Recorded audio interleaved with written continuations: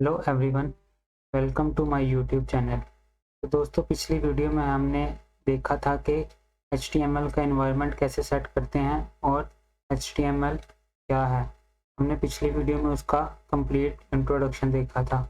तो आज की इस वीडियो में हम HTML के कुछ बेसिक्स तो देखेंगे। चलते हैं हम अपने नोट्स की तरफ। तो सबसे पहले HTML बेसिक्स जो हम इस वीडियो में डिस्कस करेंगे। सबसे पहले हम डिस्कस करेंगे HTML एलिमेंट्स, फिर HTML headings, paragraphs, links, attributes, images, styles, formatting, quotations, comments. ये सारे हम इस वीडियो के अंदर डिस्कस करेंगे। तो वन बाय वन करके हम स्टार्ट करते हैं। सबसे पहले हम अपने इस फोल्डर को VS कोड के अंदर ओपन कर लेंगे। अगर आपने अभी तक मेरी पिछली वीडियो नहीं देखी तो उसमें जाकर आप देख सकते हैं कि VS कोड कैसे इंस्टॉल करना है और ये ऑप्शंस ओपन विद कोड ये कैसे आएगी। ठीक है, हमने ये फोल्डर VS कोड के अंदर ओपन कर लिया। ओपन करने के बाद हम सबसे पहले बात करेंगे HTML एलिमेंट्स के। HTML एलिमेंट्स क्या हैं। HTML elements is defined by a start tag, some content and an end tag. Means के एक टैग स्टार्ट हुआ है, जैसे यहाँ पे ये H1 ये टैग स्टार्ट हुआ, इसके अंदर कुछ कंटेंट आया और टैग को क्लोज हो गया। ये पूरा एक HTML का एलिमेंट है। जैसा कि यहाँ पे भी बताया गया है, element is everything from the start tag to end tag, यानी कि ये एक कंप्लीट HTML का एलिमेंट है। उसके बाद हम बात करते हैं HTML की हेडिंग्स की। दोस्तों, HTML के अंदर 6 तरह की हेडिंग्स होती हैं, H1, H2, H3, H4, H5, H6। तो चलिए हम देख लेते हैं कि ये हेडिंग्स क्या हैं। मैं यहाँ से इनको कॉपी कर लूँगा और यहाँ पर आकर बॉडी के अंदर इसको पेस्ट कर दूँगा। तो यहाँ से आपने राइट क्लिक करके स्टार्ट विद लाइव सर्वर कर लेना है। इससे ये आपको एक सर्वर जनरेट करके दे देगा ये। ठीक है, ये लेवल 1 की हेडिंग, लेवल 2 की, लेवल 3 की, लेवल 4 की, लेवल 5 की, लेवल 6 की, ये सारी H1, H2, H3, H4, H5, H6 के अंदर आप डिफरेंट लेवल्स की हेडिंग्स को लिख सकते हैं। उसके बाद हम बात करते हैं HTML पैराग्राफ। HTML पैराग्राफ क्या है, P टैग क्या है HTML के अंदर। तो दोस्तों, P टैग आपका एक पैराग्राफ लिखने के लिए यूज़ किया जाता है। यानी कि अगर मैंने यहाँ पर कुछ भी पैराग्राफ लिखना है लॉन्ग, तो ये उसमें हमारी हेल्प करेगा। अब मैं इसी को बार बार कॉपी करके एक पैराग्राफ बना लेता हूँ। ये देखें, इसने मुझे एक पैराग्राफ बना कर दे दिया। यानी कि P टैग के अंदर जो भी आएगा वो आपका पैराग्राफ कंसीडर किया जाएगा। आपका ब्राउज़र उसको समझेगा कि ये पैराग्राफ है। उसके बाद यहाँ पर ये BR टैग और HR टैग, ये BR टैग और HR टैग क्या है। अगर आप इधर पैराग्राफ एंड होने से पहले एक BR लगा देते हैं, इसका मतलब ब्रेक है, यानी कि इसके बाद एक लाइन ब्रेक आ जाएगी। अगर अब मैं यहाँ पर कुछ और लिखूंगा तो वो मेरा नेक्स्ट लाइन पर आएगा। जैसे कि अब मैं दोबारा लिखता हूँ वेब वेब, ये देखें, ये इसने मुझे नेक्स्ट लाइन पे दिया। हालांकि यहाँ पर भी जगह थी, लेकिन BR की वजह से इसने मुझे नेक्स्ट लाइन पर ये लिख कर दे दिया। अब उसके बाद HR टैग। HR टैग क्या है। HR टैग आपका, अगर मैं यहाँ पर HR टैग लगाता हूँ तो ये HR का मतलब है कि ये हमें एक लाइन लगा कर दे देगा। ये देखें, उसने हमें एक लाइन लगा दी। यानी कि ये BR टैग और HR टैग, BR हमारा एक लाइन ब्रेक है और HR हमारा एक लाइन को लगाने के लिए हम इस्तेमाल करते हैं। किसी भी पैराग्राफ के बाद या किसी भी हेडिंग के बाद आप इसको यूज़ कर सकते हैं। उसके बाद हम बात करते हैं लिंक टैग। ये लिंक टैग लिंक कैसे हम अपने HTML के पेज के अंदर लगा सकते हैं। तो लिंक टैग को लगाने के लिए हम इस्तेमाल करते हैं A टैग। अब यहाँ पर अगर मैं A टैग लगाऊंगा तो ये मुझसे पूछेगा href। href क्या है, ये एट्रीब्यूट है। ये मैं आगे जाके आपको बताऊंगा, अभी फिल वक्त आप सिर्फ इसको समझ लें कि ये एट्रीब्यूट है, जैसा कि यहाँ पर भी दिया हुआ है href। इसी एग्जांपल को हम कॉपी कर लेते हैं।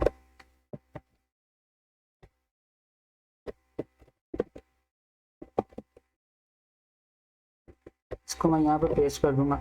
अब ये मेरे पास एक लिंक आ गया है। जैसे ही मैं इस लिंक के ऊपर क्लिक करूंगा ये मुझे गूगल पर ले जाएगा। देखा, ये मुझे गूगल पर ले आया। तो कि कोई भी लिंक लगाने के लिए हम HTML में a टैग का यूज करते हैं और href में उसका लिंक लिख देते हैं। उसके बाद हम बात करते हैं HTML एट्रीब्यूट्स। HTML एट्रीब्यूट्स क्या हैं? जो एट्रीब्यूट्स हैं वो HTML के एलिमेंट्स को एडिशनल इंफॉर्मेशन प्रोवाइड करने के लिए यूज किए जाते हैं। जैसा कि यहाँ पर href भी एक एट्रीब्यूट ही है, ठीक है। All elements can have attribute, सारे HTML के अंदर तमाम एलिमेंट एट्रीब्यूट रख सकते हैं। उसके बाद ये एडिशनल इंफॉर्मेशन के लिए यूज किया जाता है और ये टैग शुरू हुआ है उसके स्टार्ट के अंदर ही आप लगाते हैं, यानी कि यहाँ पर आप टैग क्लोज होने के बाद इसको नहीं लिख सकते, टैग स्टार्ट होने के बाद ही आप एट्रीब्यूट्स यूज करते हैं। अब कौन कौन से एट्रीब्यूट होते हैं? href एट्रीब्यूट होता है, सोर्स एट्रीब्यूट होता है, alt एट्रीब्यूट होता है, स्टाइल एट्रीब्यूट होता है, टाइटल होता है, लैंग्वेज होता है। अब इनको हम वन बाय वन डिस्कस कर लेते हैं। href एट्रीब्यूट तो हमने डिस्कस कर लिया कि ये एक लिंक लगाने के लिए यूज होता है। अब सोर्स एट्रीब्यूट किस लिए यूज होता है? सोर्स एट्रीब्यूट हमारा किसी भी चीज का या किसी भी फाइल का पाथ देने के लिए हम यूज करते हैं।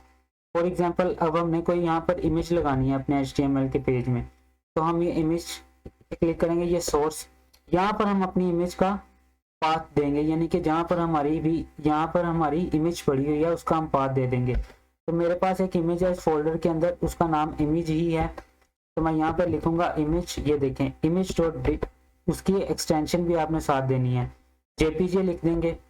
और आल्ट यहाँ पर है, अब आल्ट एट्रीब्यूट का काम ये है कि अगर आपका इंटरनेट स्लो है या इंटरनेट नहीं चल रहा तो आपके ब्राउजर के अंदर इमेज नहीं शो होगी, तो फिर उस जगह पर आपका ये अल्टरनेटिव टेक्स्ट शो हो जाएगा। यहाँ पर जो भी आप लिखेंगे, दिस इमेज लिख देता हूँ मैं, अगर मेरी इमेज नहीं शो होगी तो मेरा ये अल्टरनेटिव टेक्स्ट शो हो जाएगा। उसके बाद हम बात करते हैं स्टाइल एट्रीब्यूट। अब यहाँ पर मैं लिखता हूँ स्टाइल लिखने के बाद ये मुझसे पूछेगा, ये सारे मेरे पास VS कोड की वजह से सब स्टाइल आ गए। अब मैं यहाँ पे बैकग्राउंड कलर इसका कर देता हूँ एक्वा। अब मैं यहाँ पर जो भी लिखूंगा उसका बैकग्राउंड कलर ये मुझे एक्वा कर देगा। ये देखें इसने मुझे उसका बैकग्राउंड कलर एक्वा कर दे दिया। उसके बाद हम बात करते हैं स्टाइल, उसके बाद टाइटल। अब यहाँ पर आप इसका टाइटल भी लिख सकते हैं, टाइटल दिस इज टाइटल। अब जैसे ही मैं हेलो पर माउस लेकर जाऊंगा ये मुझे टाइटल शो करवा देगा। ये देखें दिस इज टाइटल, जैसे ही माउस उसके ऊपर आया उसने मुझे उसका टाइटल बता दिया कि ये क्या चीज़ है। इसी तरह ये टाइटल होता है। उसके बाद लैंग्वेज है, लैंग्वेज जैसे ये, अब ये HTML का टैग है, लैंग्वेज हमने यूज़ किए उसको ब्राउज़र को बताने के लिए कि इस डॉक्यूमेंट की लैंग्वेज क्या है। उसके बाद आ गया इमेज टैग हम यूज़ करते हैं ब्राउज़र के अंदर कोई भी इमेज रेंडर करने के लिए। जैसे मैंने यहाँ पर अभी यूज़ किया इमेज को, सोर्स उसका सोर्स दे देते हैं, अल्टरनेटिव की जगह पर उसका अल्टरनेटिव टेक्स्ट दे देते हैं, विड्थ हाइट भी हम सेट कर सकते हैं। तो वो करके देखते हैं। यहाँ पर मैं लिख दूंगा विड्थ इसकी मैं लिख देता हूँ 200 और हाइट लिख देता हूँ 100। अब देखते हैं हमारी इमेज कैसे। ये देखें इसने मुझे विड्थ और हाइट उसके जितनी मैंने यहाँ पर लिखी उसके अकॉर्डिंग मुझे उसने सेट कर दे दी। उम्मीद करता हूँ आपको समझ आ रही होगी सारी। उसके बाद HTML स्टाइल, जैसे मैंने यहाँ पर अभी P के साथ स्टाइल को यूज़ किया, बैकग्राउंड कलर एक बार हम दोबारा यूज़ कर लेते हैं, H1 के अंदर हम यूज़ करते हैं। यहाँ पर मैं लिखता हूँ स्टाइल, ठीक है। उसके बाद ये कलर रेड, अब इस हेडिंग का ये कलर रेड हो जाएगा। हेडिंग तो हमने लिखी ही नहीं, हेडिंग 1, ये देखें इसका कलर उसने मुझे रेड दे दिया। उसके बाद आ जाता है HTML के अंदर फॉर्मेटिंग कैसे कर सकते हैं। फॉर्मेटिंग स्पेशल टाइप के टेक्स्ट को लिखने के लिए हम यूज़ करते हैं। जैसे अगर हम B यूज़ करेंगे तो टेक्स्ट को बोल्ड कर देगा, स्ट्रॉन्ग B टेक्स्ट को स्ट्रॉन्ग कर देगा, यानी ये बोल्ड ही एक तरह का करता है। उसके बाद इटैलिक आई से कोई टेक्स्ट अगर आपने लिखना है तो वो आई टैग के अंदर लिखेंगे तो वो इटैलिक हो जाएगा। एम्फसाइज भी इटैलिक ही करता है टेक्स्ट को। उसके बाद मार्क आपके टेक्स्ट को हाईलाइट कर देगा। उसके बाद स्मॉल, आप ये स्मॉल टैग, इस टैग के अंदर कुछ भी आप लिखेंगे तो वो छोटा शो होगा, del tag deleted text show करेगा, आपके उस टेक्स्ट के ऊपर एक लाइन आ जाएगी। उसके बाद इंसर्टेड ये आपके टेक्स्ट को अंडरलाइन कर देगा। उसके बाद सबस्क्रिप्ट टेक्स्ट है और सुपरस्क्रिप्ट। सबस्क्रिप्ट जो है वो आपके टेक्स्ट को नॉर्मल टेक्स्ट से थोड़ा सा नीचे कर देगा और सुपरस्क्रिप्ट आपके टेक्स्ट को नॉर्मल टेक्स्ट से थोड़ा सा ऊपर कर देगा। तो चलते हैं अब हम इन सारों को एक दफ़ा प्रैक्टिस करके देख लेते हैं, ट्राई कर लेते हैं। सबसे पहले मैं पी के अंदर लिखता हूँ बोल्ड। ये देखें, इसने मुझे थोड़ा सा टेक्स्ट को बोल्ड कर दिया। ये नॉर्मल टेक्स्ट था और इसने मुझे ये यहाँ पर टेक्स्ट थोड़ा सा मेरा बोल्ड कर दिया। उसके बाद दूसरा है हमारे पास स्ट्रॉन्ग।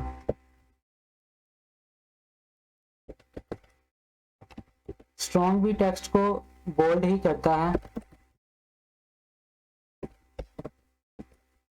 ये देखें, इसने इसको भी बोल्ड कर दिया। उसके बाद हम बात कर लेते हैं इटैलिक की। आई इटैलिक टेक्स्ट, ये देखें, इसने मुझे इटैलिक करके दे दिया टेक्स्ट को। उसके बाद है हमारे पास EM एम्फसाइज टेक्स्ट।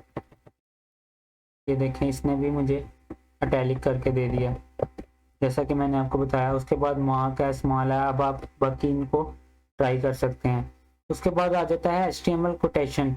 अब अगर हमने अपने टेक्स्ट के अंदर कोई कोटेशन मार्क्स ऐड करने हैं तो हम इन टैग का यूज़ करते हैं, या कोई कोटेशन लिखनी है स्पेशल तो हम इन टैग का यूज़ करते हैं। सबसे पहले क्यू टैग है।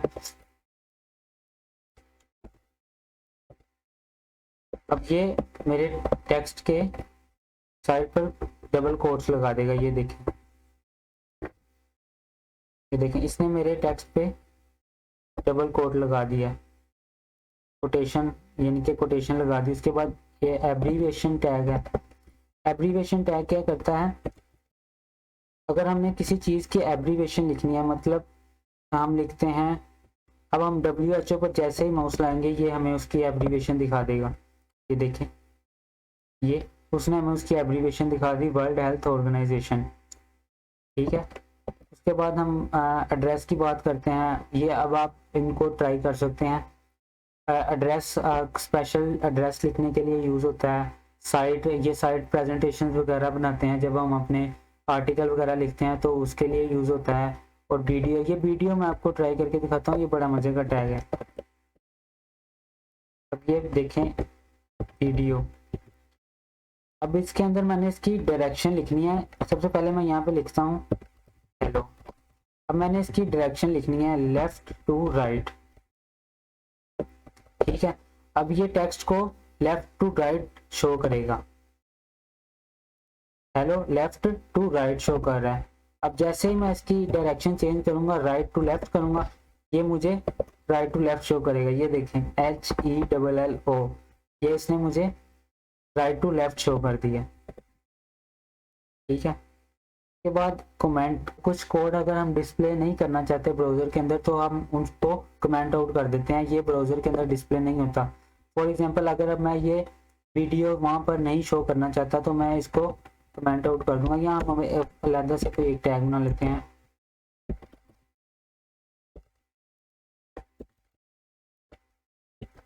ये पैराग्राफ लिख लिया। अब मैं इसको फर्ज करें मैं वहाँ पर नहीं शो करना चाहता तो मैं क्या करूँगा, मैं इसको कमेंट आउट कर दूंगा। कमेंट आउट आप देख सकते हैं कैसे करते हैं। ये तरीका है कमेंट आउट करने का। यहाँ आप शॉर्टकट कंट्रोल और स्लैश प्रेस करेंगे तो ये कमेंट आउट हो जाएगा। यानी कि ये वाली स्लैश जो है ना, बैक स्लैश, आपने ये प्रेस करनी है और इसको दोबारा आप कंट्रोल बैक स्लैश प्रेस करेंगे तो ये शो हो जाएगा। Control back slash comment out हो गया। आप इसको ऐसे भी लिख सकते हैं, खुद से भी लिख सकते हैं और शॉर्टकट से भी इसको कमेंट आउट कर सकते हैं।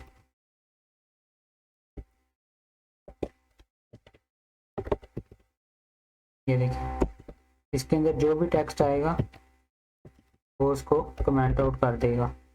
उम्मीद करता हूँ आपको समझ आ गई होगी। तो ये आज की वीडियो, अगर इसमें आपको कोई मसला हो तो आप कमेंट करके पूछ सकते हैं। उम्मीद करता हूँ आपको ये वीडियो पसंद आई होगी। अगर आपको ये वीडियो अच्छी लगी तो मेरे चैनल को सब्सक्राइब कर दें, वीडियो को लाइक कर दें और बेल आइकन भी प्रेस कर दें।